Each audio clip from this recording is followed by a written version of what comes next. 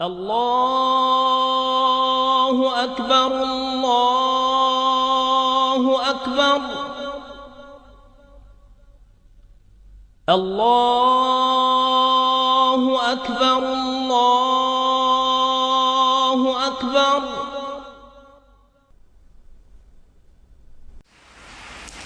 I wish to say finally, as I've said many times before, that this is not a war with Islam. It angers me, as it angers the vast majority of Muslims, to hear bin Laden and his associates described as Islamic terrorists. They are terrorists, pure and simple. Islam is a peaceful and tolerant religion, and the acts of these people are wholly contrary to the teachings of the Quran.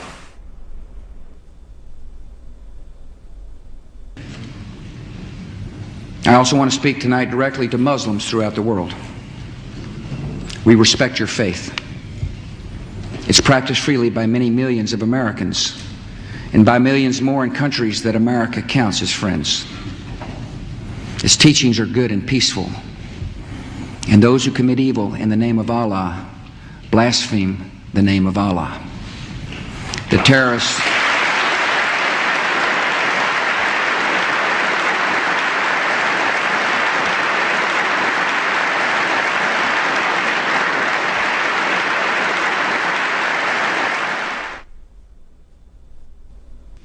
I want you to understand, I want the world to understand that our actions today were not aimed against Islam. The faith of hundreds of millions of good, peace-loving people all around the world, including the United States. No religion condones the murder of innocent men, women, and children. But our actions were aimed at fanatics and killers who wrap murder in the cloak of righteousness, and in so doing, profane the great religion in whose name they claim to act. My name is Ken Bigley from Liverpool and Bolton district. I'm here in Iraq, and I think this is possibly my last chance to speak to somebody who will listen from you. I need you to be compassionate, as you've always said you were, and help me. I don't want to die. حتى نراك طليقة مرتاحة وسنبقى نذبح الكفرة حتى نراك عدت إلى أمك وأبيك أو زوجك وبنيك والله أكبر والعزة لله. الله أكبر.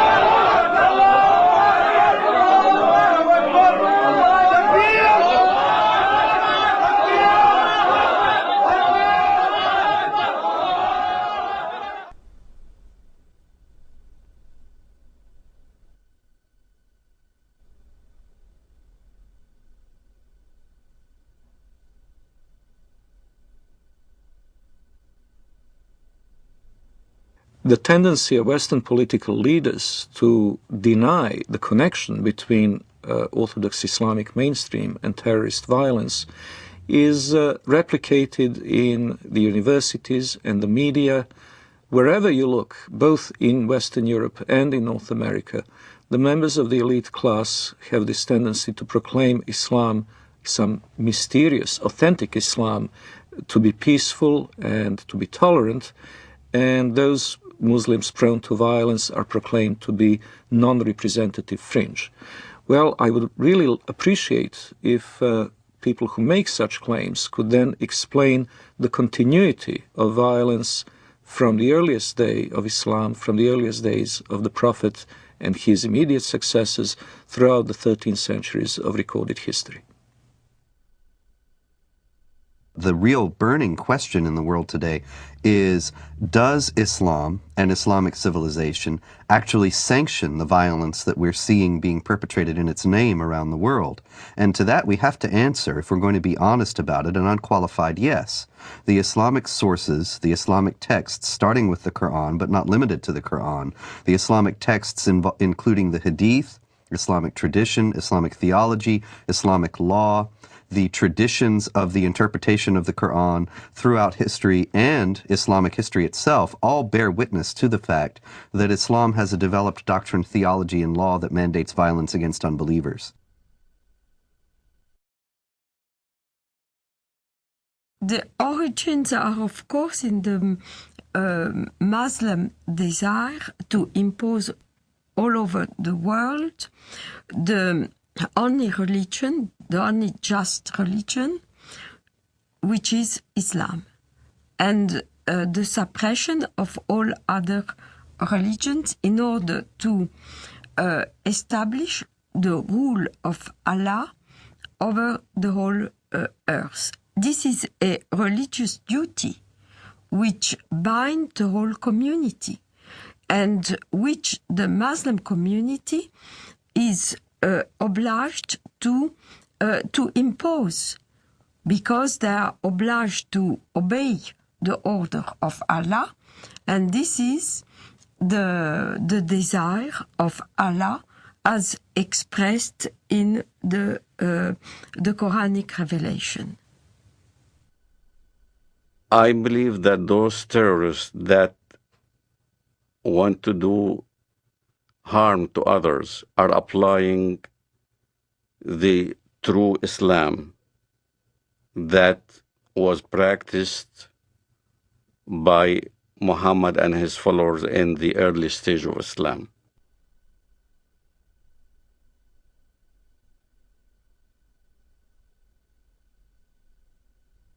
In Islamic theology, the Prophet Muhammad is considered al-insan al-kamil, which is the perfect man.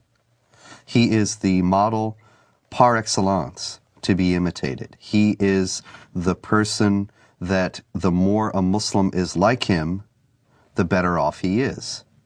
So the Prophet Muhammad is revered today in the Islamic world as the primary model of human behavior.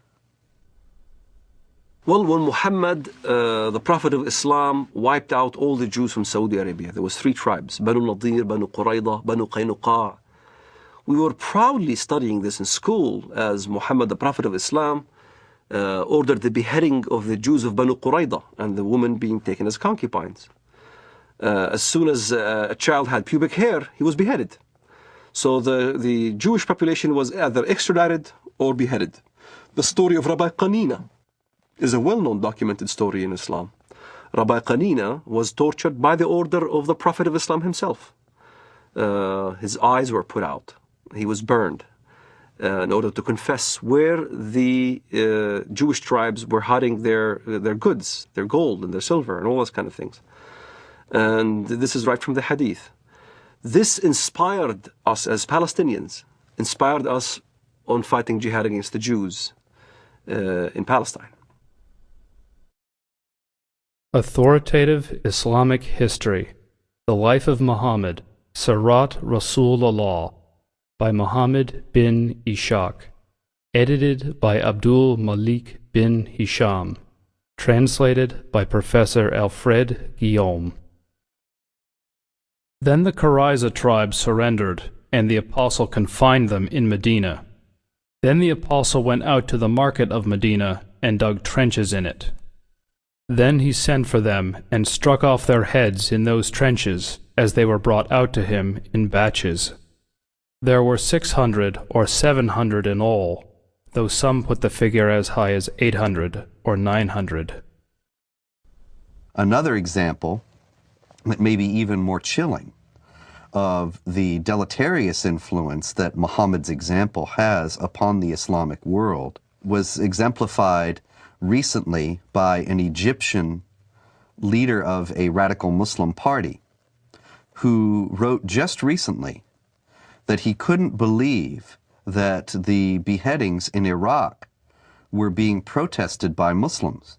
Weren't they aware that the Prophet Muhammad himself beheaded between 600 and 900 men personally, members of the Jewish Qurayza tribe in Arabia, after he had defeated them? Didn't they realize that if the Prophet did it, then this was the proper way to behave? And so the Mujahideen in Iraq, who were beheading people, are simply obeying the example of the Prophet. Now we can see then that since the Prophet Muhammad himself participated in many battles and raids, and did indeed perpetrate these beheadings, he ordered the assassination of several of his political opponents, and he behaved in general like a typical 7th century warlord. The problem is that when this is transferred to 21st century behavior, 21st century contexts of behavior, then what you get are terrorists. The Quran occupies a place that has no parallel in Western civilization. The Quran is considered by Muslims and by traditional Islamic theology to be dictated word for word by God himself, by Allah himself, through the angel Gabriel to the Prophet Muhammad. As a result, every word of it is the words of God himself. Every word of the Quran, unless it is canceled by another section of the Quran itself, is valid for all time and cannot be questioned, cannot be reformed, cannot be changed within an Islamic context. This means that moderate Muslims, peaceful Muslims, if they are sincere, have to reject entirely Quranic literalism. But to do so puts them outside the sphere of anything that has been considered Orthodox Islam throughout history, because to do so is to reject the very basic premise of Islam, that this is a book that is dictated by God and is a perfect copy of a perfect book, the al-Kitab, the mother of the book that has existed forever with Allah in heaven. The Noble Quran, translated with parenthetical notes by Dr. Muhammad Taqi-ud-Din al-Hilali and Dr. Muhammad Muhsin Khan. Surah 98, verse 6. Verily, those who disbelieve in the religion of Islam, the Quran and Prophet Muhammad, from among the people of the Scripture, Jews and Christians, and al-Mushrikun, other disbelievers, will abide in the fire of hell. They are the worst of creatures. So the Quran is simply a set of direct commandments or else narratives, descriptions, sometimes very distorted descriptions of Judaism and Christianity. Because of the normative nature of those commandments, the second important body for Islamic jurisprudence and for Islamic polity is the tradition of the Prophet, the Hadith. Now, the Hadith are absolutely necessary to make any sense of the Quran, because Allah addresses Muhammad in the Quran and they talk about incidents in Muhammad's life, but they don't fill in the narrative details. So you have to go to the Hadith, the traditions of the Prophet Muhammad, in order to understand what's being said in the Quran and why. The Hadith are many, many volumes of traditions of the Prophet. Various Muslim scholars, beginning in the 8th century, which is some considerable time after the life of the Prophet Muhammad, who died in 632, they started to collect these traditions and to try, through various means, to winnow out the authentic ones from the inauthentic. From an Islamic standpoint, if something that Muhammad said or did is recorded in one of those books, then it has authority second only to the Quran. And in those books, there is a great deal that illuminates what the Quran says and how it is applicable to Muslims in the present. Authoritative traditions of the Prophet Muhammad, the Hadiths of Sahih al-Bukhari, translated with parenthetical notes by Dr. Muhammad Muhsin Khan.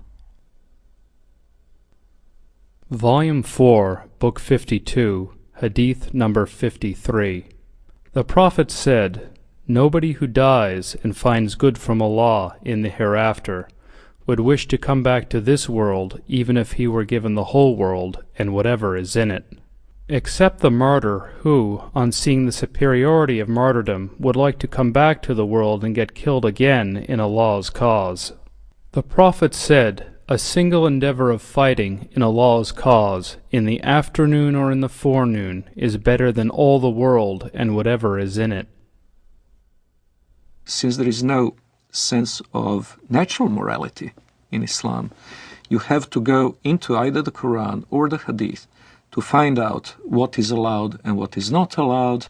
And in those books, we have very clear instructions from the Prophet Muhammad that it is the responsibility of Muslims to meet the unbelievers on the battlefield, to invite them either to accept Islam or to accept second-class dhimmi status in the Islamic State.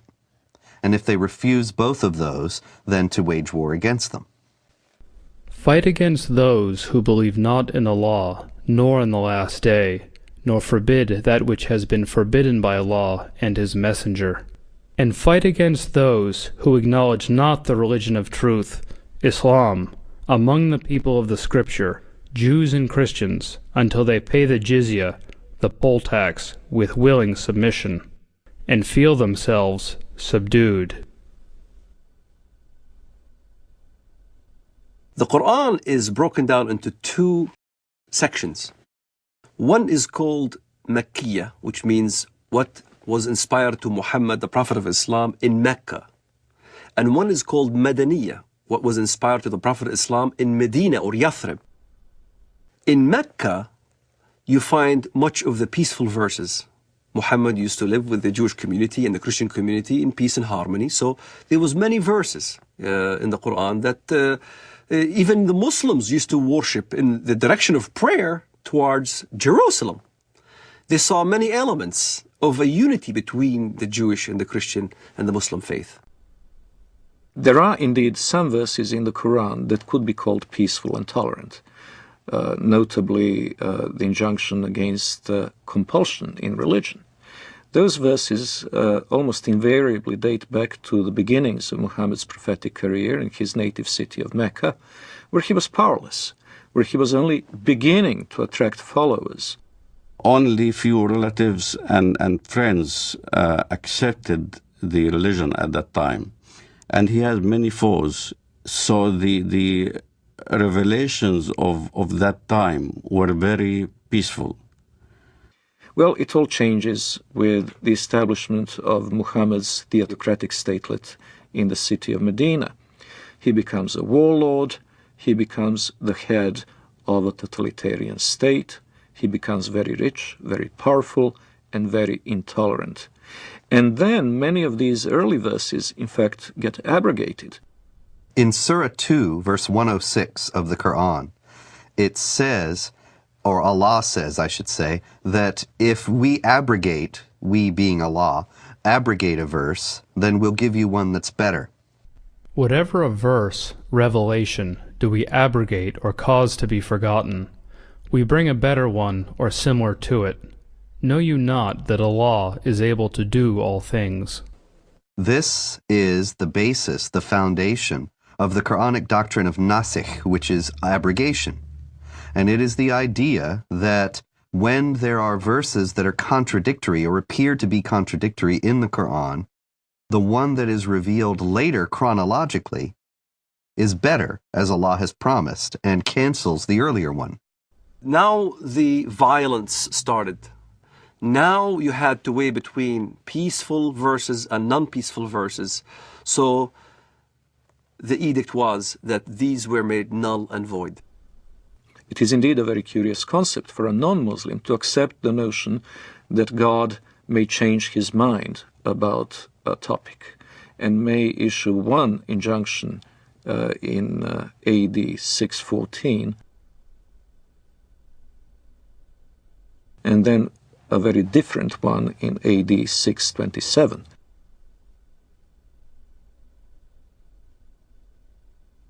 But this is indeed what has happened in Islam. It's very important to understand that the Quran is not arranged chronologically. It's arranged simply on the basis of the longest chapter to the shortest. And so you will find in the book itself some of these more tolerant verses at a later point in the book than the very intolerant ones advocating violence and subjugation of infidels. But that doesn't mean they came into being later on. Quite the contrary. If there is ever a contradiction between two injunctions, the ones that came later on in Medina are the ones that retain their validity, and the early ones from Mecca have been abrogated. The peaceful verses became mansukha, means made null and void, with verses like the verses of the sword. Traditional Islamic theology has it that the 9th chapter of the Quran, Surah 9, is the last revealed in the career of the Prophet. And it is the only one that doesn't begin with Bismillah ar-Rahman ar-Rahim, in the name of Allah, the Compassionate, the Merciful. Some have said that that's because there's no compassion or mercy in this particular chapter, and that it is the Quran's last word on jihad, and in particular on how Muslims should behave toward unbelievers. In it is the celebrated verse of the sword. And what does the verse of the sword say? It's very clear. That when the forbidden months are over, kill the people of the book wherever you find them. Lay siege for them, lay wait for them, lay ambush for them. Kill them wherever you find them. In fact, I converted to Christianity. Muhammad clearly stated that in the ends of days, there will be many who defect from the faith. Kill them when you see them, wherever you find them. So, this is the question that the West needs to understand. What part of kill don't they understand?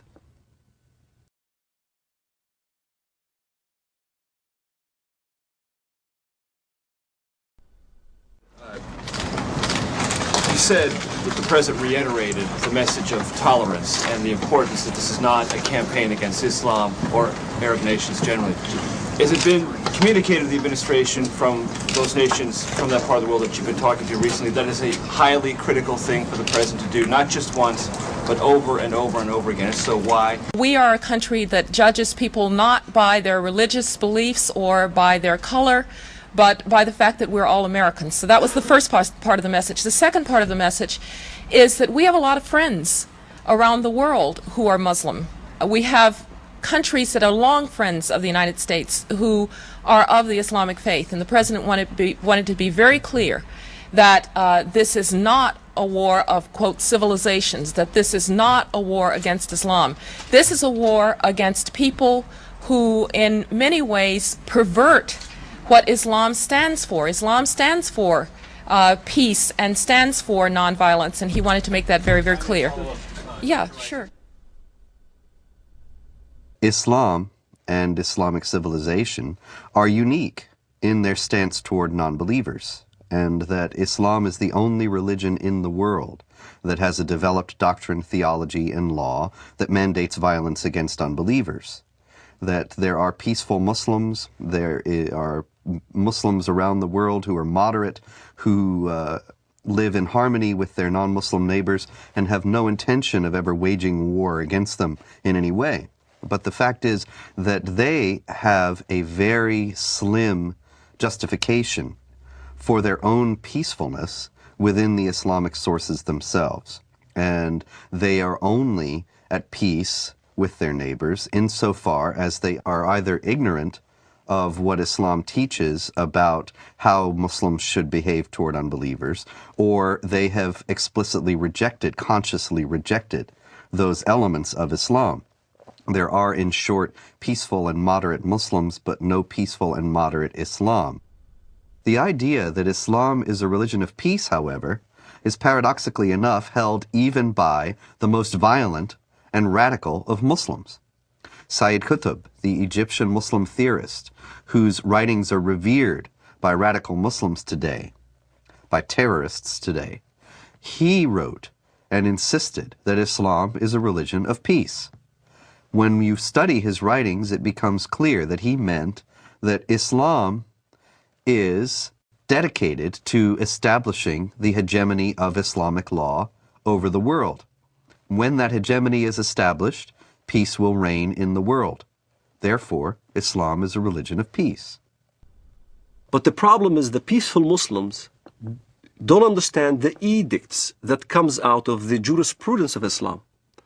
If you look at the interpretation of these verses in Al-Azhar University, in the Islamic Sharia schools in Jerusalem, in Jordan, in Syria, and Damascus, all throughout the Middle East, the jurisprudence of Islam clearly state, emphatically, that the verse of the sword made null and void all the peaceful verses. And what does the verse of the sword say? Then when the sacred months have passed, then kill the mushrikun, unbelievers, wherever you find them, and capture them and besiege them, and prepare for them each and every ambush. But if they repent and perform as-salat, the Islamic prayers, and give zakat, alms, then leave their way free. Verily, Allah is oft-forgiving, most merciful. Kill them when you see them, wherever you find them. This is not an allegoric kill. It's a literal kill. It's the killing of Zarqawi right in front of the camera. It's the lynching that you see in Ramallah. It's the killing of over 1 million Sudanese in Sudan, cutting the hands and the feet from opposite sides. And here's the dilemma. The peaceful verse, even the peaceful verse that is quoted, even by Bush, the verse goes as follows. Whoever kills a life without just cause or for doing mischief in the land, then as he killed the entire earth. You'll find the same verse in the Judeo-biblical tradition. But most Westerners never skip after that verse, which makes very clear, but as those who do mischief in the land, then cut their hands and their feet from opposite sides and crucify them, literally. And that's what you see, what happened in Afghanistan. That's what you see what happened in Sudan. A huge amount of crucifixions and killings and beheadings and amputations and public assassinations. They really want to revive Islam as it used to be. This is why they call it Islamic fundamentalism. The recompense of those who wage war against Allah and His Messenger and do mischief in the land is only that they shall be killed or crucified, or their hands and their feet be cut off on the opposite sides, or be exiled from the land. That is their disgrace in this world, and a great torment is theirs in the hereafter. The Prophet cut off the hands and feet of the men belonging to the tribe of Arina, and did not cauterize their bleeding limbs till they died. There is no assurance of what is known in Christianity as salvation and insurance of being saved and guaranteeing going to heaven. However, there are certain things that can help. So if a Muslim, for instance, died while he was practicing jihad, he is supposed to go to paradise. In the Islamist thinking, the assurance of your salvation is dying as a martyr. In accordance to the verse in the Quran, وَلَا تَحْسَبَنَّ الَّذِينَ قُتِلُوا فِي سَبِيلِ اللَّهِ أَمْوَاتٌ بَلْ أَحْيَاءٌ عِنْدَ رَبِّهِمْ يُرْزَقُونَ. Do not think that the ones who die in the cause of Allah in jihad are dead, but are living. So this assures salvation. This is the calculus behind modern suicide bombing. Many people will say, modern Muslim advocates will say, that Islam forbids suicide, and this is plainly dishonest, because all the advocates, all the defenders of suicide bombing in the Islamic world start out by saying this is not suicide. This is, the intention of the person is not to kill himself, the intention of the person is to kill others, and that is sanctioned because it is Islamic jihad. And if in the process they are killed themselves, that's an unavoidable consequence of their actions, and they will be rewarded with the reward of martyrs in paradise. Quran is quite clear about the heavenly reward for a jihadist who falls fighting in the path of Allah. he will be granted instant access to paradise. And a Muslim paradise is an extremely sensual one. It is full of houris, of black-eyed beauties that will await the martyr, and the gratification that follows is eminently unsuitable for family audience.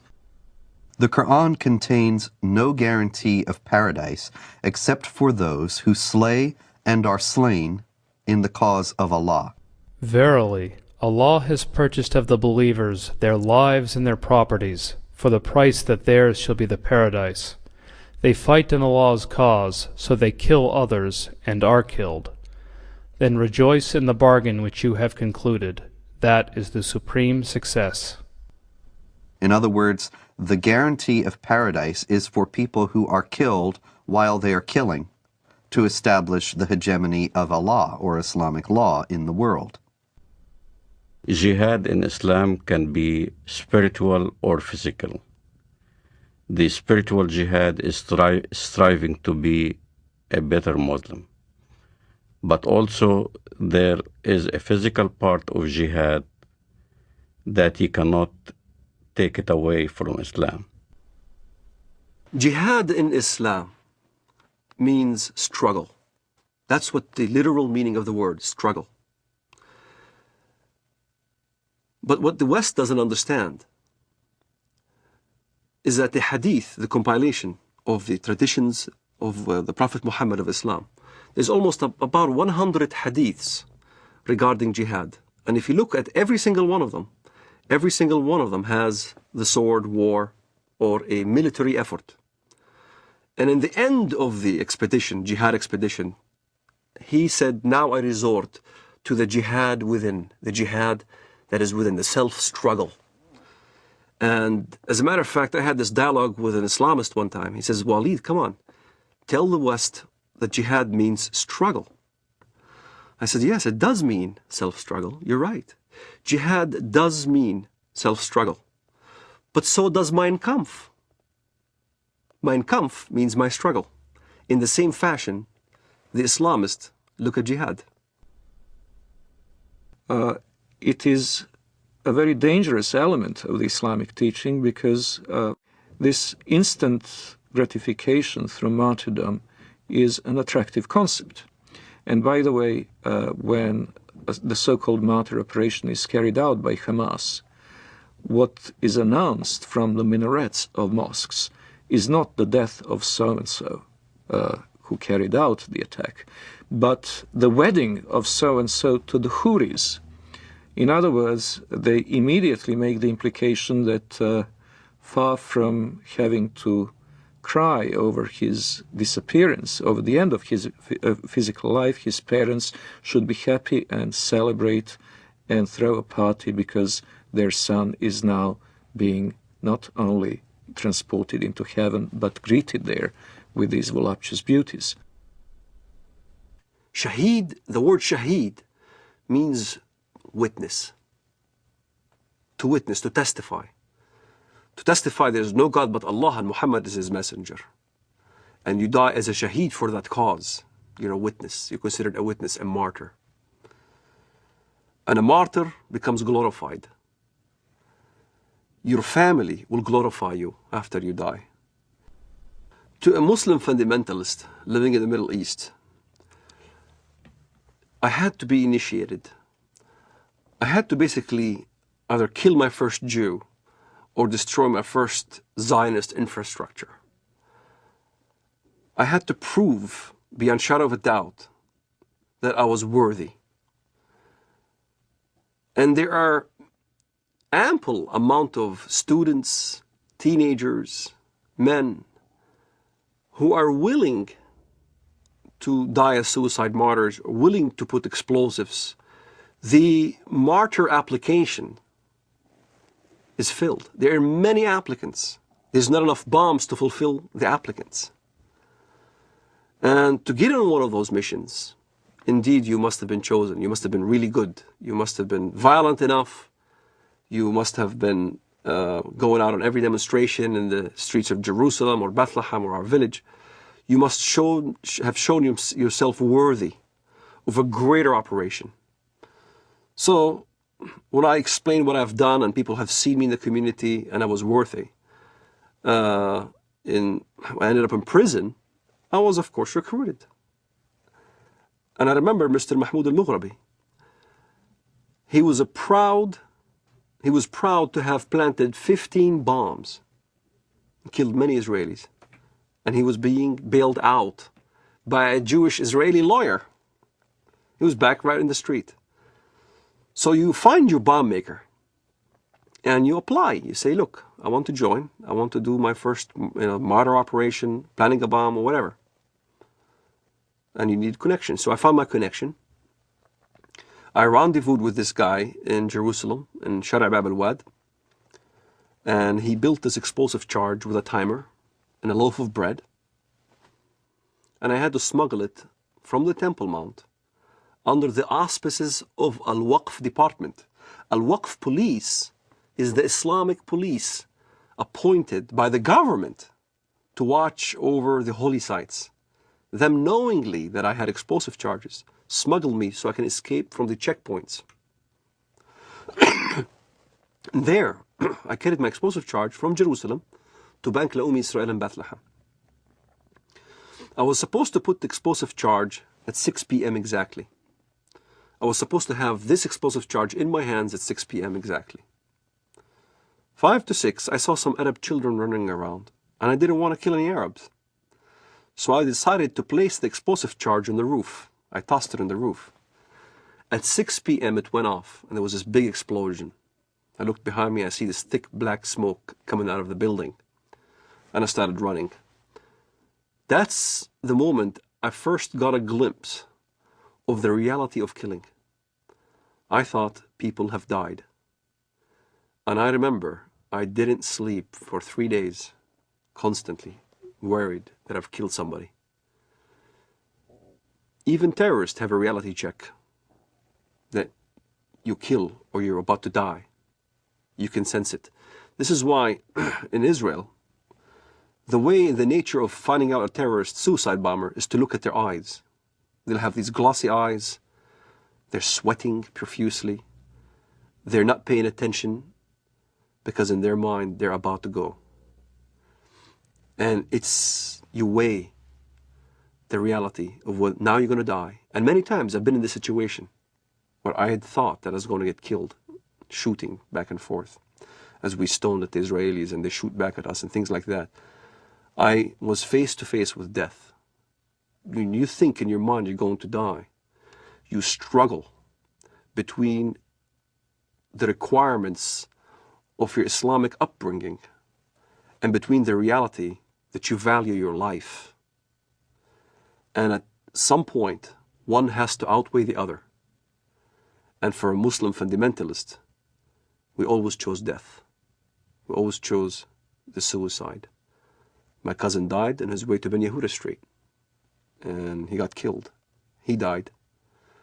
I had people and relatives die and fighting the Israelis. And as I look at it now, I think, what a waste. What a waste of life.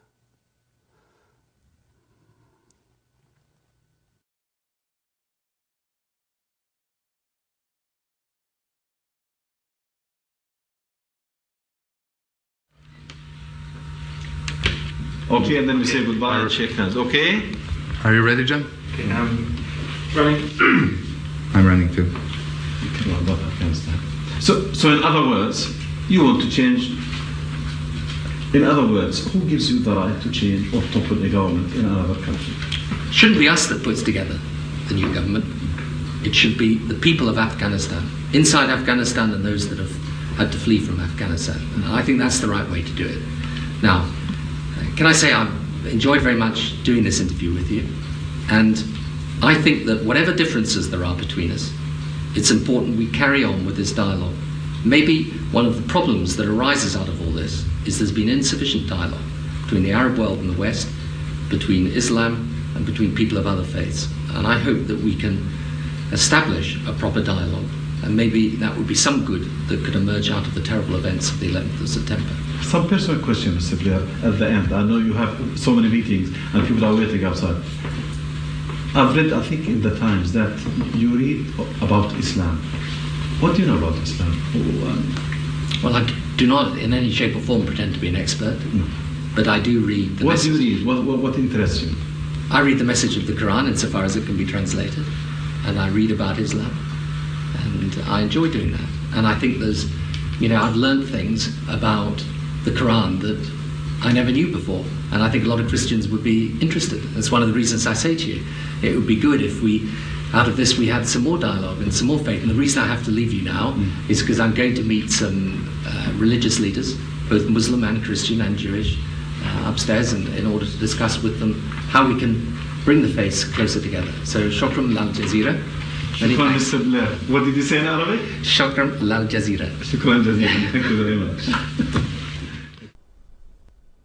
Islam understands its earthly mission to be to extend the law of Allah over the world by force.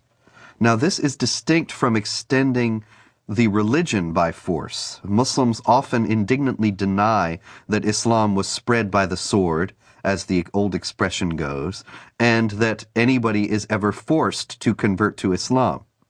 Now, of course, forced conversions are a constant hallmark of Islamic history, but they are technically forbidden by Islamic law. Now, the idea in Islam is that Muslims must wage war to establish the hegemony of Islamic law.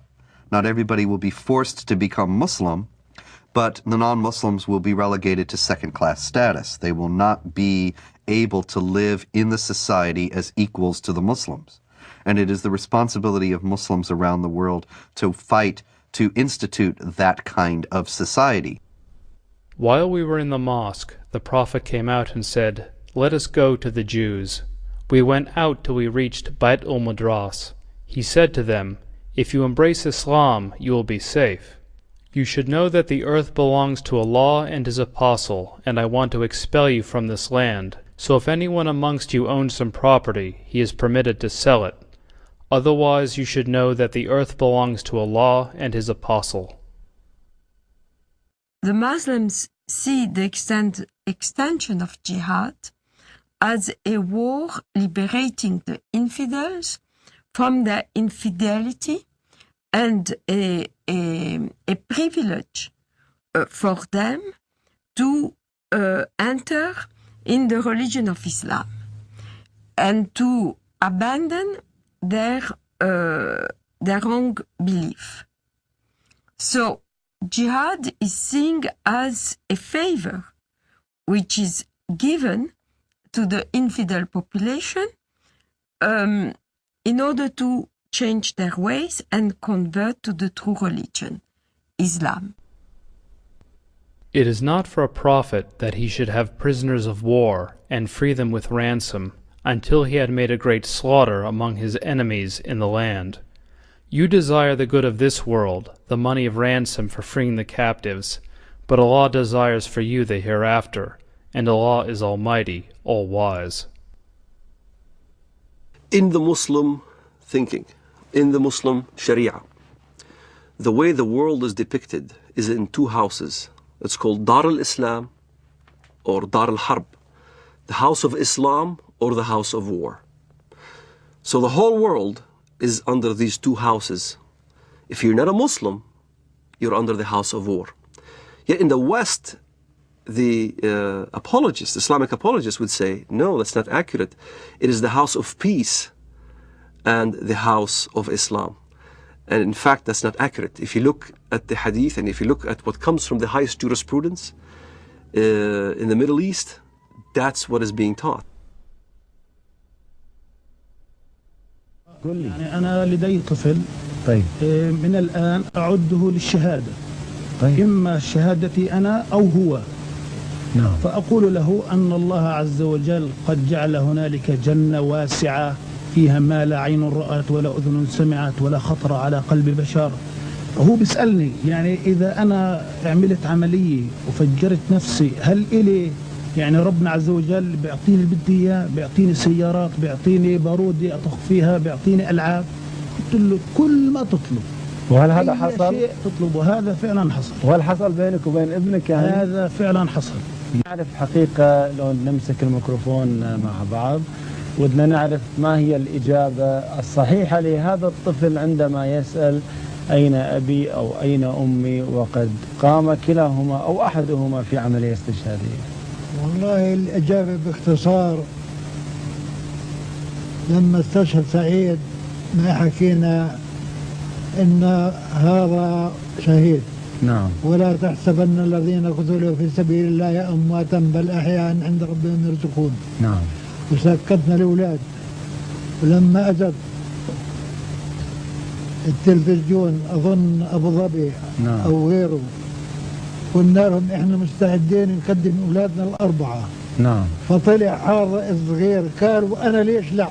وأنا أتمنى أن أكون شهيدا في سبيل الله، وأن أقتل عددا من اليهود والكفار الذين أشركوا بالله ورسوله واتبعوا دينا غير لم يشرعه الله ولم يذكر في القرآن الكريم. نعم. وأنا عمري 12 سنة. ما شاء الله. وأحفظ القرآن الكريم. ما شاء الله. الله يحفظك ويجعلك مجاهد إن شاء الله في سبيل الله. Now, the infidel population are seeing this war as a genocidal war, since as it is described in the Muslim historians of jihad, as well as extremely numerous Christian sources, this war was conducted as in great ferocity. Whole cities were given up to massacres. Entire populations were deported in slavery or massacred. The companion of the Prophet and the second Caliph, Umar, sent the Muslims to the great countries to fight the pagans. When we reached the land of the enemy, the representative of Khosrau, Persia, came out with 40,000 warriors. And an interpreter got up saying, "Let one of you talk to me." Al-Mughira replied, "Our Prophet, the Messenger of our Lord, has ordered us to fight you till you worship Allah alone, or give jizya, tribute. And our Prophet has informed us that our Lord says, 'Whoever amongst us is killed, martyred, shall go to paradise to lead such a luxurious life as he has never seen, and whoever amongst us remains alive shall become your master.'" There have been, in fact, two big waves of jihad. The Arab waves, which started in the 7th century,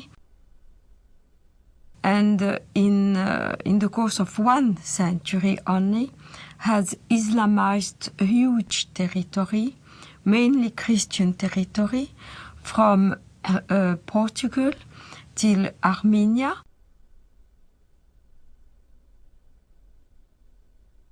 But also Islamized Persia, which was not Christian, mainly Zoroastrian, except for Iraq, which was mainly Christian in the north and Jewish and Christian in the south. The second wave of Islamization started in the 11th century with the Turkish tribes. So all these regions of Eastern Europe, Greece, Anatolia, which is now Turkey, but was the seat of the Christian Byzantine Empire, and Serbia, Bulgaria, Romania were integrated into the Dar el-Islam, which is the land of Islam. So all the countries around the Mediterranean, which once have been Christian, became the Islamic Empire. This Turkish wave lasted from the 11th century till the 17th century, where the Turkish army were stopped at the gate of Vienna in 1683.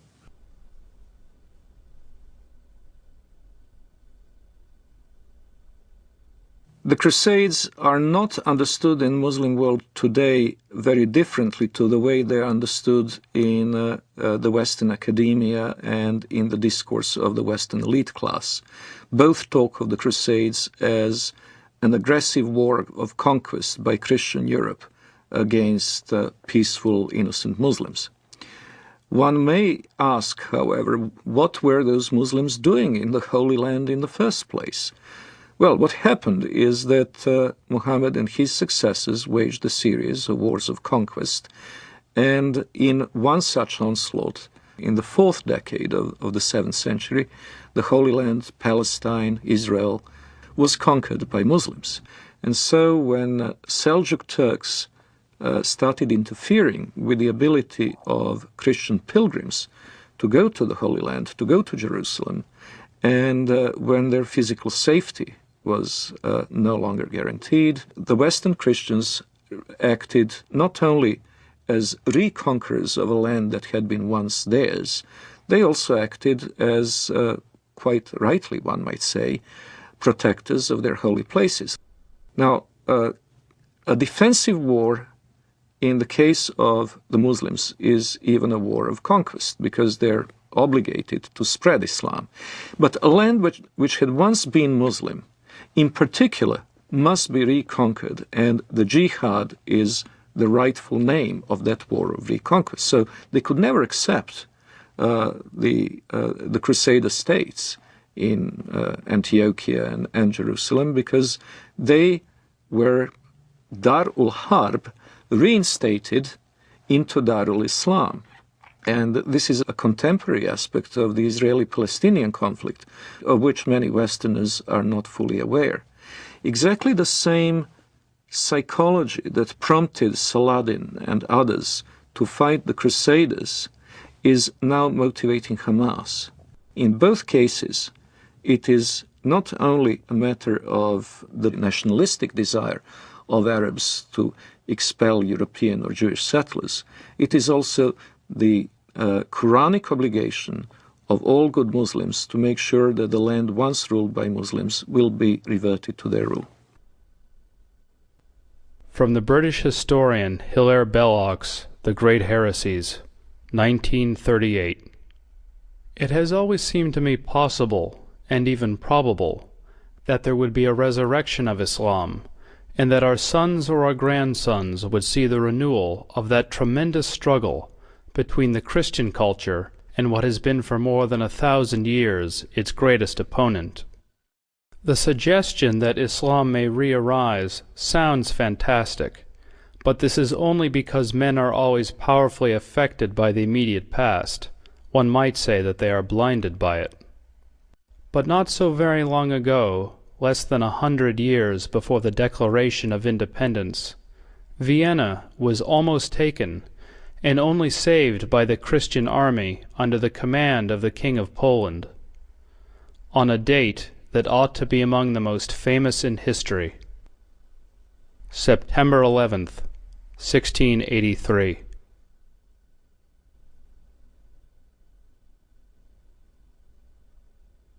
On September 11th, 1683, the siege of Vienna was broken. That was the high point of Islamic jihad expansion into Europe.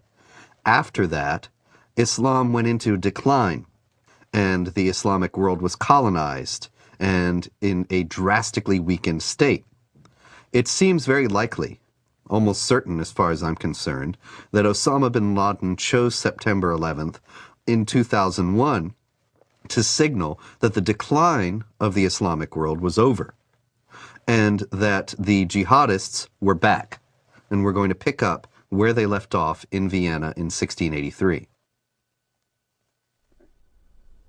If we look at the tectonic plates between Islamic world and non-Islamic world today, we notice something very interesting, that even very diverse Muslim societies, which cannot be easily branded under one civilizational label, have something in common, and it is the tendency to be in conflict with their neighbors. If we look at the extreme southeastern outreach of Islam, we see East Timor, where Indonesian Muslims slaughtered a third of the population of this former Portuguese colony, who are, by the way, Roman Catholics.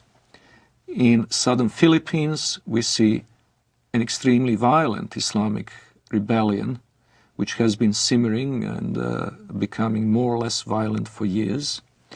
In Indonesia itself, we had religious conflict in the Spice Islands, where the beleaguered Christian minority is in danger of extinction. We have very active Islamic movements both in Thailand and in China, in Xinjiang. In the Indian subcontinent, the history is tragic indeed. That's where the Holocaust, the Hindu Holocaust, took place in medieval times, a little-known episode in the history of Islam in the Western world, but the one that left a deep traumatic mark on the people of the region, and where the conflict is still latently present in the province of Kashmir. In Africa, there is the constant war in Sudan, which finally has gained some prominence in the Western decision-making circles, but which has been going on for 20 years. And it's impossible to estimate the number of lives it has claimed, but it certainly goes into many hundreds of thousands. There is the constant instability in Nigeria between the resurgent central and northern states, which are increasingly pressurizing the government in Lagos into accepting Sharia law as the law of the land in those provinces. And of course there is Mauritania, where Muslims constantly battle non-Muslim southerners. Then there is of course the Caucasus, Chechnya. And in Europe itself we have the conflict in the former Yugoslavia between the Bosnian Muslims and Serbs and Croats respectively, and the conflict between the Albanians and the Serbs, Albanians and the Macedonians, and quite possibly before too long, Albanians and Greeks.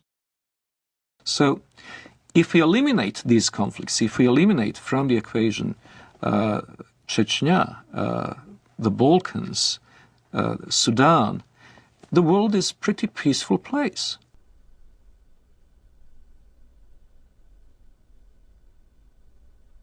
If we eliminate from the terrorist equation, terrorist acts carried out by the Muslims over the past 5 years, we would come to realize that the war on terror is unnecessary because terror is not a very big problem.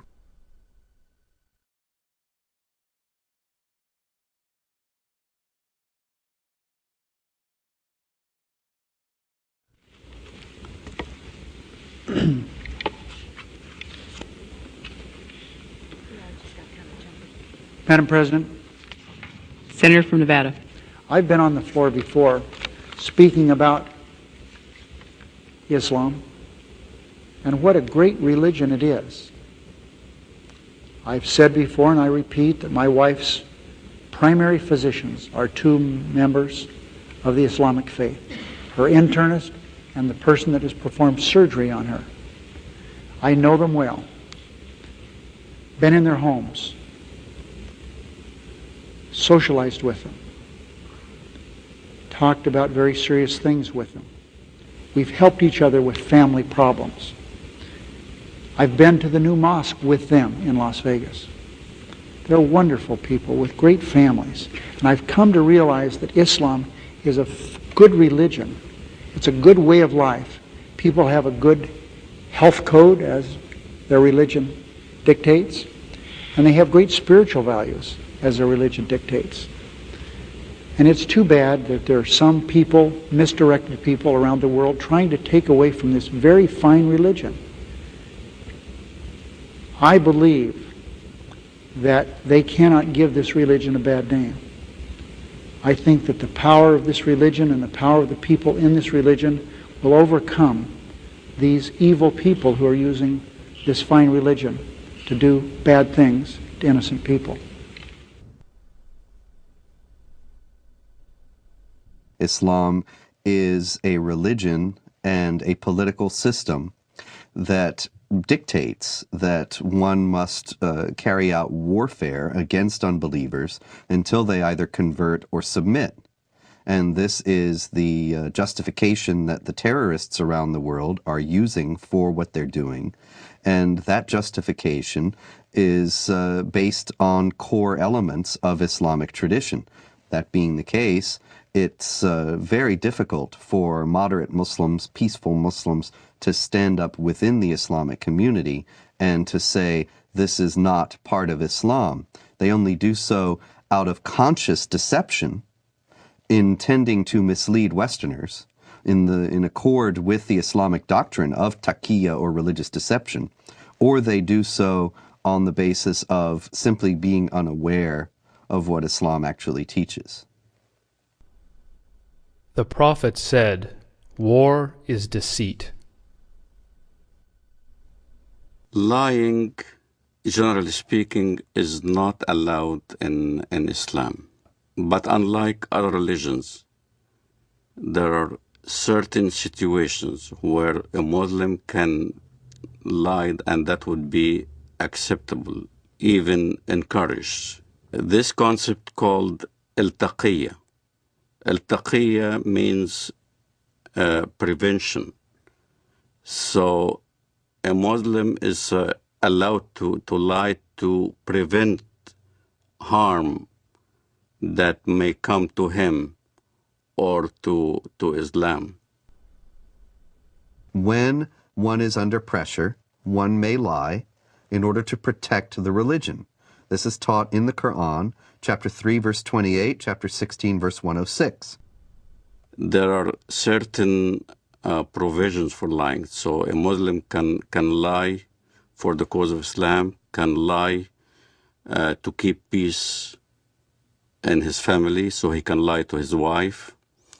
A Muslim can lie to his fellow Muslim to keep peace in the society. Muhammad himself ordered people to lie. When people that he ordered to go and kill somebody, they told him, we cannot kill him unless we lie to that person. He said, okay, fine, lie. The Apostle said, "Who will rid me of Ibn al-Ashraf?" Muhammad bin Maslama, brother of the Bani Abdul Ashal, said, "I will deal with him for you, O Apostle of God. I will kill him." The Apostle said, "Do so if you can."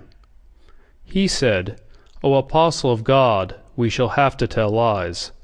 The Apostle answered, "Say what you like, for you are free in the matter."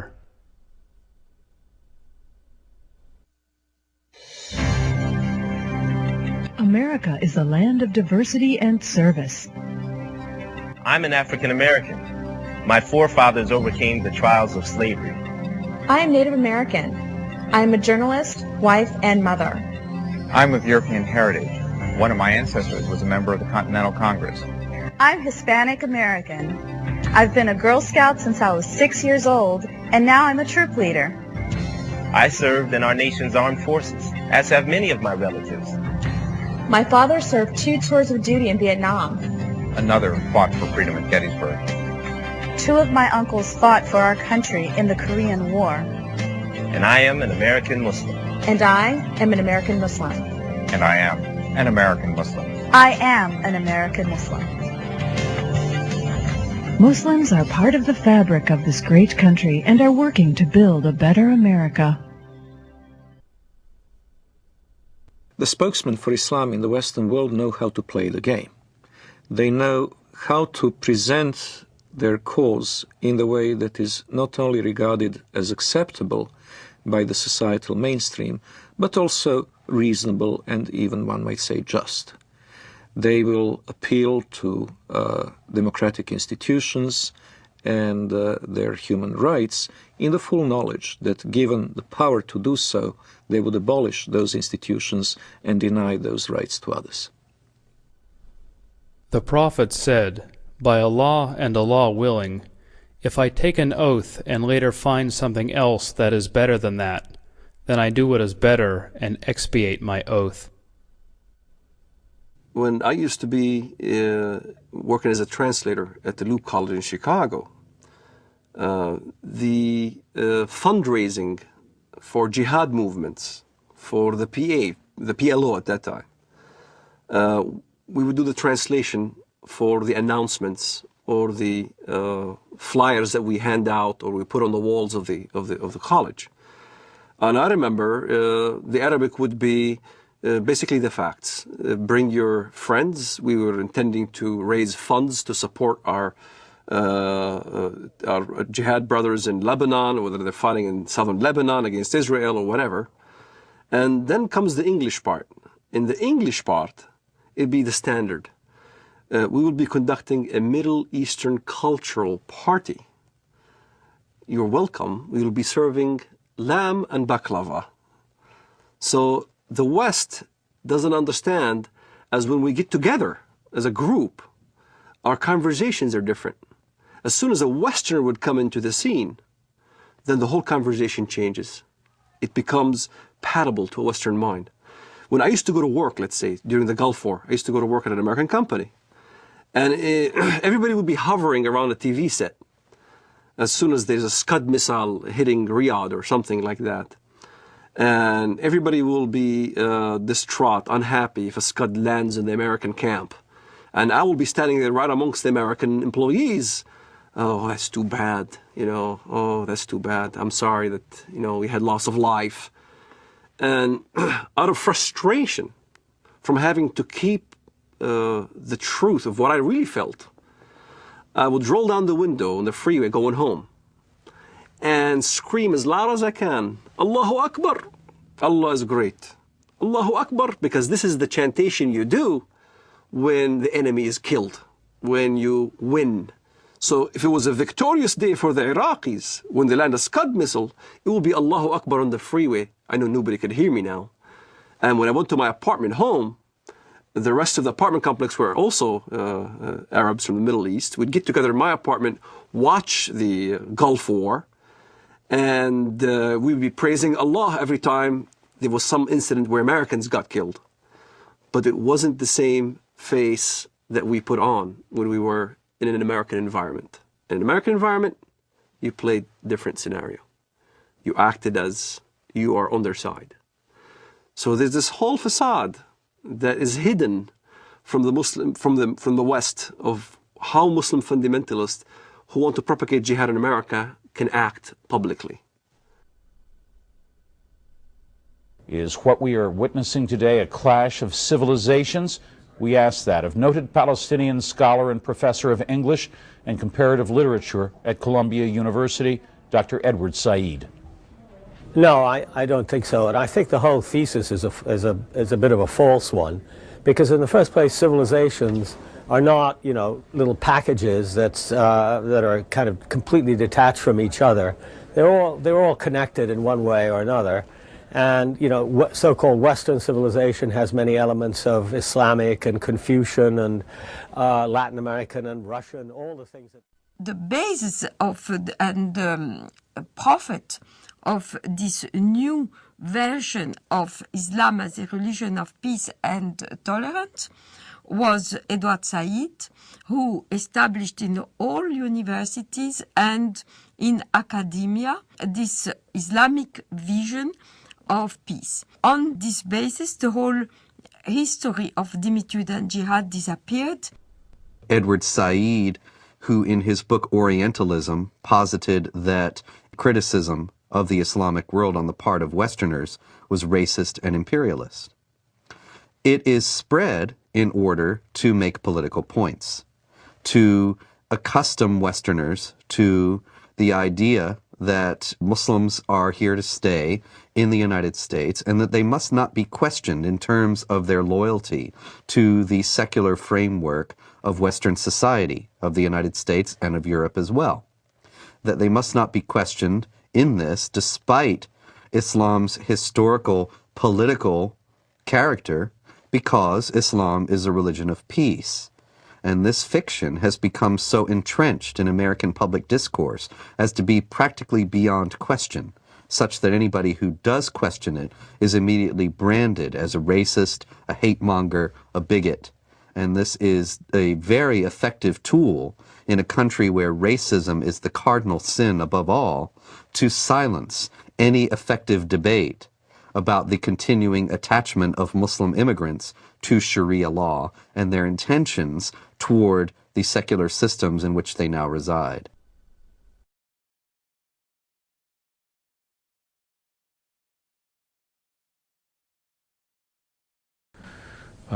Is that this is not a clash against Islam or Arabs. This is about freedom, not culture. It's about working with Islamic governments who want to move forward into the modern world, working with Islamic governments who see their face as the face of peace, and working against the violence and the terror and the people who would seek to hold back the world and would seek to disrupt peace and freedom for others. And so that is what it's about for us. The true faith of Islam, we believe, is a religion of peace, and we intend to work with them in that regard. The true faith of Islam, we believe, is a religion of peace. Islam has to be known as more than a religion. The idea that Islam is a spiritual religion like, for instance, Christianity, is completely incorrect. It would be incorrect to describe Islam as primarily, let alone solely, a religion. Since its early beginning in Muhammad's lifetime, it has also been a geopolitical project and a system of government, a political ideology, if you will. Islam from its beginnings was both a religion and a system of government. For example, the Islamic calendar doesn't base year one from the time that Muhammad was born or the time that Muhammad received his first revelation from God, which I think are both what Westerners might expect, but from the time that Muhammad became the leader of an army and the head of state in Medina. This is the beginning of the Islamic calendar because in the Islamic understanding, Islam is a political and social system as well as an individual faith.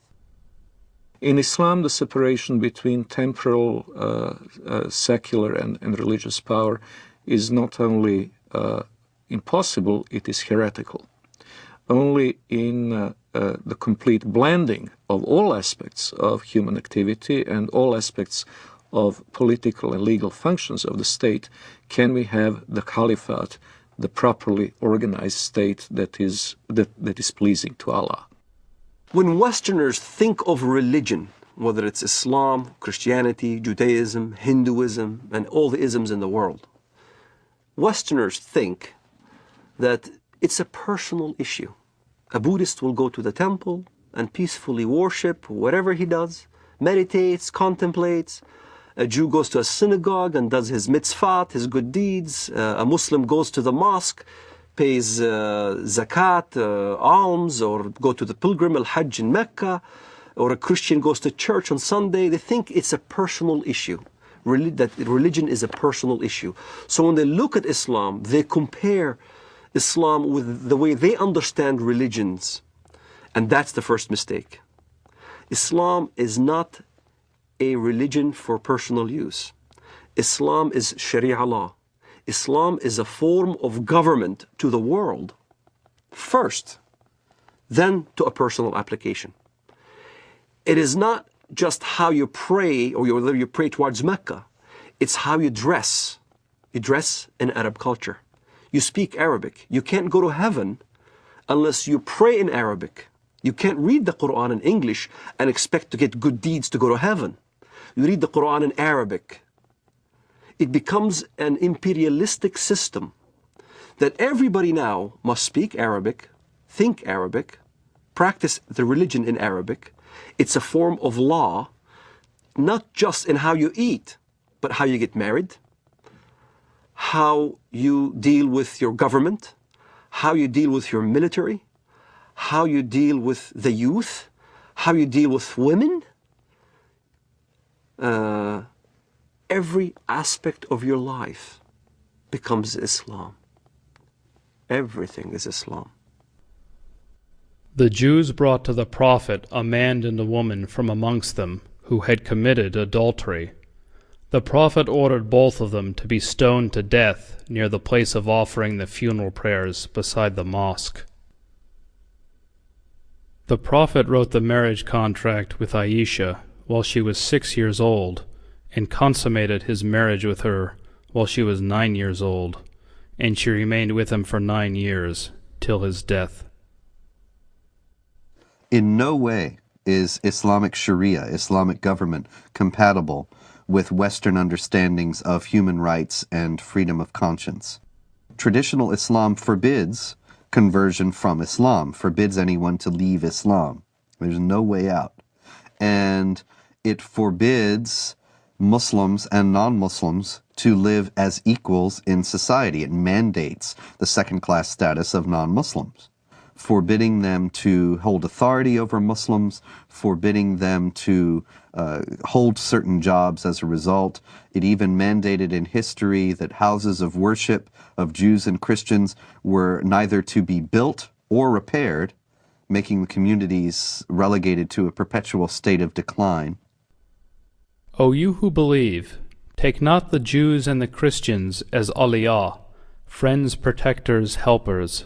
They are but awliya to one another. And if any amongst you takes them as awliya, then surely he is one of them. It is not possible for a non-Muslim living in a Muslim society to invoke his civil rights and human rights that would be independent or separate from the Sharia concept. He is expected to submit to Sharia willingly, and if he accepts his dhimmitude, the position of a dhimmi, he will be a protected person. A protected person is someone who is in fact a willing subordinate to the Muslim overlords. We saluted the Prophet as he stood praying, and he came out to us, and we told him that we had killed God's enemy. He spat upon our comrades' wounds, and both he and we returned to our families. Our attack upon God's enemy cast terror among the Jews, and there was no Jew in Medina who did not fear for his life. The hadith very clearly says, the hadith, which is what Muhammad said, I have been ordered to fight until everyone says that there is no God but Allah, and Muhammad is the messenger of Allah. So this is how Islam spread to North Africa. This is how Islam spread all the way to Indonesia. This is how Islam spread in the Middle East. Syria was not a Muslim country. Lebanon was not Muslim. Saudi Arabia even was a mixed multitude. All throughout the Middle East, that's how Islam spread, was by the sword. This is why you don't see any synagogues in Saudi Arabia. You don't see any churches in Saudi Arabia. Christianity virtually is non-existent. Even in my village in Bethlehem, Muslims are taken over. There's only 20% left of the Christian population. In Lebanon, Christian Lebanese are moving by the droves. Hezbollah there is very active. Lebanon used to be a Christian nation. Now, all of a sudden, it's being Islamized. So, Islam is moving.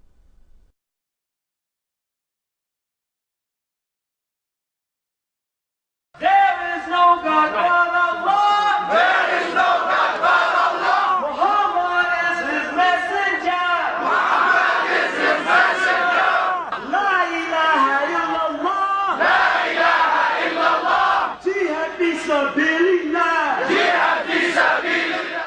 Follow the Holy Quran. Follow the Holy Quran. Follow the Holy Quran. Follow the Holy Quran. There is no God but Allah. There is no messenger. Muhammad is his messenger. Unite Muslims everywhere. Unite Muslims everywhere. Unite Muslims everywhere. Islam is the latest. All right, here we go. Allahu Akbar.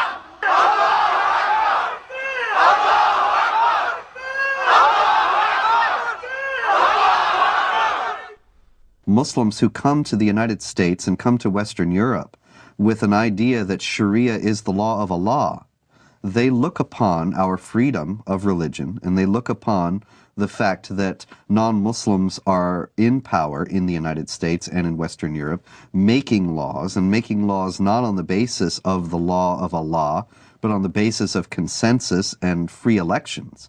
They look upon all that as a manifestation of jahiliyyah, or unbelief, the pre-Islamic period of ignorance, as the times in any nation's history before it became Muslim is referred to.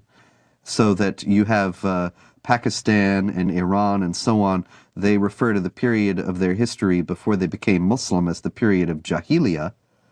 They also will consider the United States and Western Europe to be in periods of jahiliyyah today. And many Muslims coming into the United States and Western Europe will work to establish Islamic states here on the basis of the idea that the secular state and the state based on elections has no legitimacy. And you don't have elections about the law of Allah. You simply obey what God says.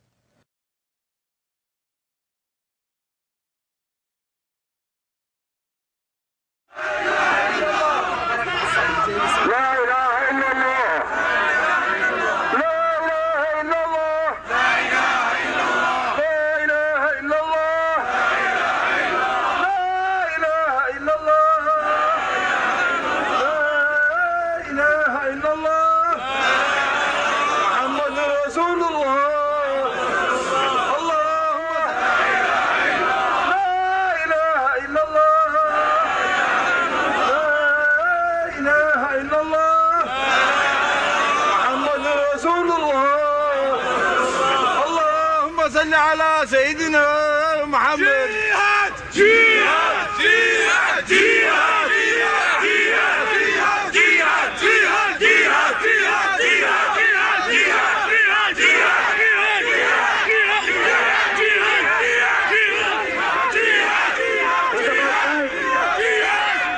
It's about time for the whole West to realize Islam is the truth.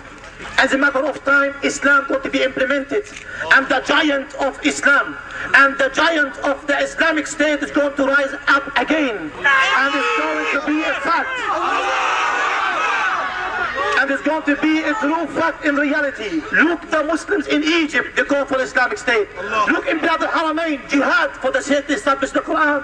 Look in Iraq, look in Afghanistan, in Uzbekistan, in Pakistan, even in Europe, people calling La ilaha illallah, Muhammad Rasulullah.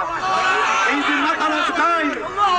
It's a matter of time the Sharia will be implemented and the Muslim Ummah will be united.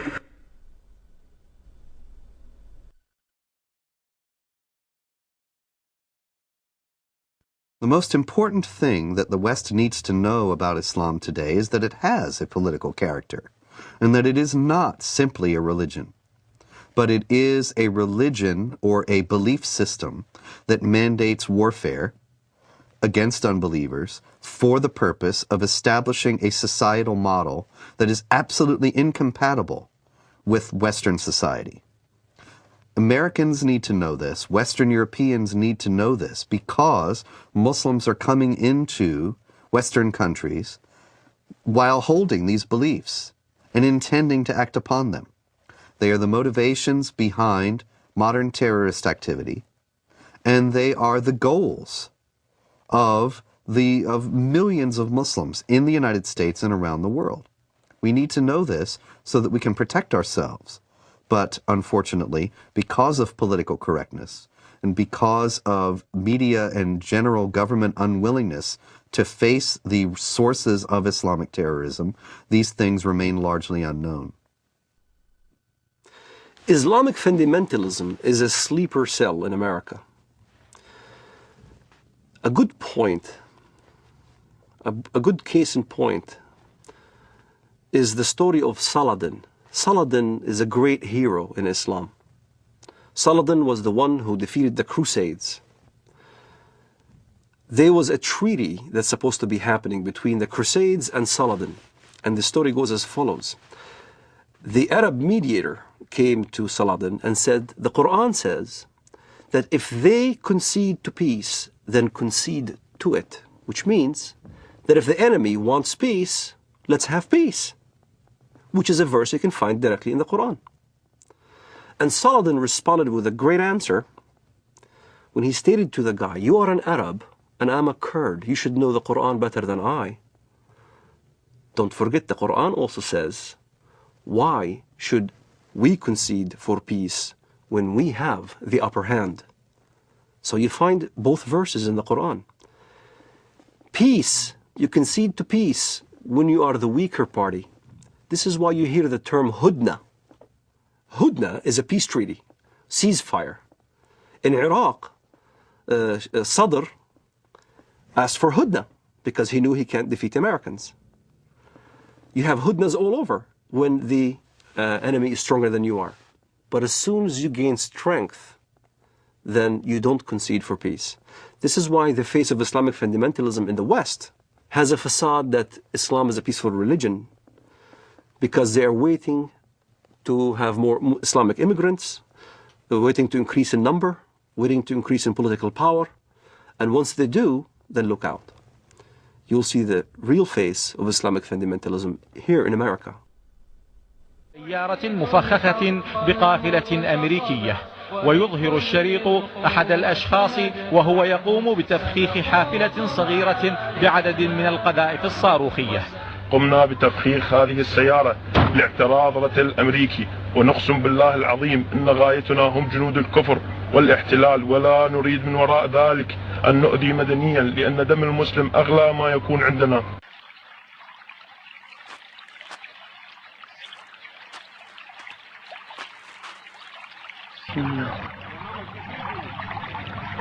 الله أكبر الله أكبر الله أكبر الله أكبر الله أكبر.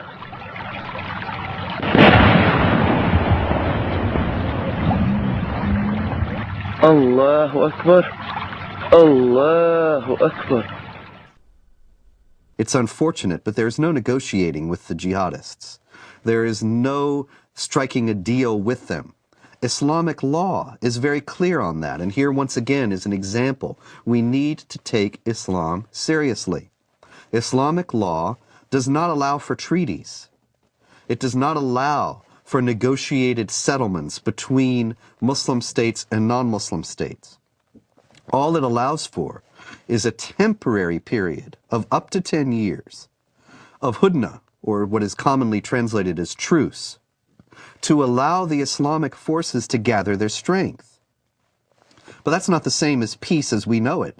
That's not the same as the absence of a state of war. That's only a temporary lull in a war that the jihadists consider has gone on for 14 centuries and are willing to fight for 14 more. So when you meet, in fight, jihad in Allah's cause, those who disbelieve, smite at their necks, till when you have killed and wounded many of them, then bind a bond firmly on them, take them as captives. Thus you are ordered by Allah to continue in carrying out jihad against the disbelievers till they embrace Islam, are saved from the punishment in the hellfire, or at least come under your protection. But if it had been Allah's will, He Himself could certainly have punished them without you. But He lets you fight in order to test you, some with others. But those who are killed in the way of Allah, He will never let their deeds be lost. In Islamic thinking, the world is divided into the house of Islam, where Islamic polity has been established, where Allah rules supreme, and the house of war, which is the rest of the world. This dichotomy is reminiscent of other totalitarian ideologies, and most explicitly communism. Both communism and Islam seek the end of history in this world. The end of history will come when either the whole of our planet becomes Dar ul-Islam, or else when the proletarian revolution brings the avant-garde of the working class to power all over the world, which will be the end of state, the end of money, and the end of class oppression. In both cases, it is possible to have a period of truce. It is possible to have what would be called in modern parlance peaceful coexistence. But that peaceful coexistence is a tactical ploy and not a permanent solution. Allah's apostle said, I have been ordered to fight with the people till they say, none has the right to be worshipped but Allah. If we consider that if only we changed our policies toward Israel, and if only we changed our policies toward Iraq, or changed our policies toward something else, if only we hadn't taken out the Mossadegh regime in Iran in 1953, and other things people have said to me, these ideas are ridiculous. They're based on a fundamental misunderstanding of the motives and goals of the jihadists. This is not a conflict that was created with the creation of the State of Israel, or a conflict that was created when American armies went into Iraq. The global jihad has gone on without interruption, without significant interruption, since the 7th century. And it only declined in force and activity at periods when the Islamic world was too weak to prosecute it. The question now that we have to ask ourselves is, do we want to preserve our Judeo-Christian values and our own civilization, or do we choose to go toward a dimitude, an enlarged dimitude in Europe, which will engulf the whole of Europe? Maybe not America, but America will be isolated because it will have to deal in geopolitics with the Islamized demi-Europe. And these are problems that have to be taken into consideration by Europeans themselves in choosing their identity and their future, freedom or dimitude, and by Americans also. In order to defend itself against the onslaught of global jihad, which is coming in the century ahead, I have no doubt of that, the West would need to redefine itself and to say what exactly is the geographic and cultural space to be defended, and in the name of what. Defending it in the name of a tepid, lukewarm ideology of multiculturalism is impossible. Multiculturalism and postmodern liberalism are not worthy dying for. They're not something that can inspire people to do what their ancestors had done at Poitiers and at the walls of Vienna in 1683. What global jihad has on its side is simple-minded commitment of millions of people to not only spread the faith, but also better themselves at the expense of the infidel, in the first instance through immigration, and later on, if necessary, by other means. What the West needs to understand about Islam is that Islam has the potential of replacing the dangers that we just kind of did away with, Nazism and communism. Like Nazism and like communism, Islamism, the end justifies the means. There is no respect for national borders, and the whole ideology is to promote their way of thinking and promote their way of life throughout the entire world. That's what's being taught in the Middle East. That's what's coming out from all the jurisprudence in Al-Azhar, in Saudi Arabia, and all throughout the Muslim world, is that Islam will conquer and will continue to conquer until it triumphs, until everybody in the world says there is no God but Allah and Muhammad is his prophet. أنصحكم لله يا أمريكا ويا بريطانيا ويا أنتم من قال الله في حقكم قد غضب الله عليكم اليهود يا أبناء القردة والخنازير يا من لا تكون فتنة في الأرض إلا وأنتم عود ثقابها كلما أوقدوا نارا للفتنة أطفأها الله أطفأ الله نوركم وأطفأ الله نيرانكم ولكننا نحن الرجال الذين انتجبنا الله وأرادنا الله فجعلنا أولي البأس الشديد لقطاف رؤوسكم الأينعت وظهرت وطغت وتجبرت فإنا قاطفوها بإذن الله. The peculiarity of Islam has to be faced, and it has to be faced frankly and openly.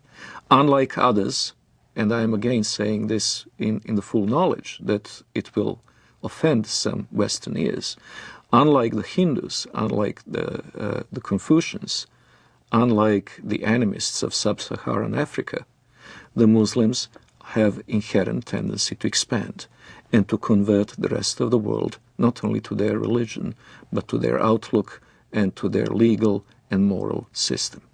They will not state this openly while they're in a minority in the countries to which they immigrate, but we have seen this time and over again throughout history. Once they reach the numbers necessary to impose their will, they will do so. وسيعلم والله لا أريد أذكر اسمه في هذا المنبر الأمريكان ورئيسهم والبريطانيين ومن والاهم والصهاينة ربيبة ومصنع الكيان. الله أكبر لو أذن الله لنا يا أمة محمد سيقول حتى الحجر يا مسلم هذا يهودي خلفي تعال واقطع رأسه ونحن نقطعها والله لا نقطعها أيها اليهود. الله أكبر الله أكبر الله أكبر. الجهاد في سبيل الله الجهاد في سبيل الله الجهاد في سبيل الله النصرة لله. الله أكبر الله أكبر يا أمة القرآن. الله أكبر يا أمة القرآن. الله أكبر الله أكبر عليكم. الله أكبر والنصرة للمؤمنين. الله أكبر والنصرة للمؤمنين. الله أكبر والنصر للعراقيين. الله أكبر والنصر لنا بإذن الله. الله أكبر والنصر لنا. Miracles do happen.